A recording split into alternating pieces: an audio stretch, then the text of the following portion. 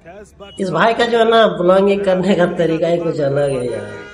ये कहानी तब शुरू हुई थी जब मैं सीक्रेट मिशन के लिए कश्मीर की वादियों में पहुंचा। शुरू से ही मुझे समझ में आ रहा था कि वहां जाना खतरनाक है। कई शिकारा वालों की गांडूगर्दी चरम पर। भोले भाले मासूम पर्यटकों को दोनों तरफ से शिकारा धमा के बीच में ही किडनैप कर लिया जाता और उनके अखरोट निकाल कर दुकानों पर महंगे दामों में बेचा जाता था। मेरे साथ भी यही करने की कोशिश की।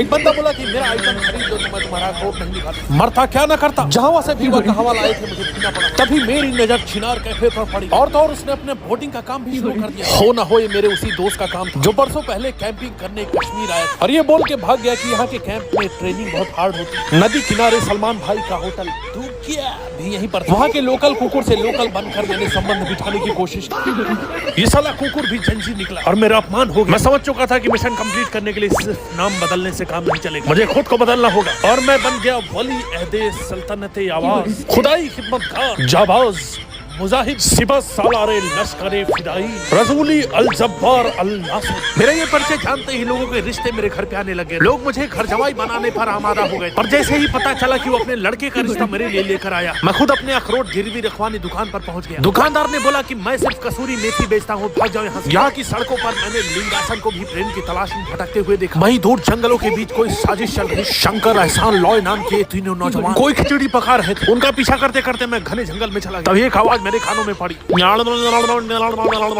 शायद भालू तमिलनाडु से आए थे और मुझे देखकर भयानक इशारे कर रहे थे। मैंने बोला मिशन अपनी जगह होता रहेगा। मैं निकल भागा और जंगल की बात जंगल में ही रह गई।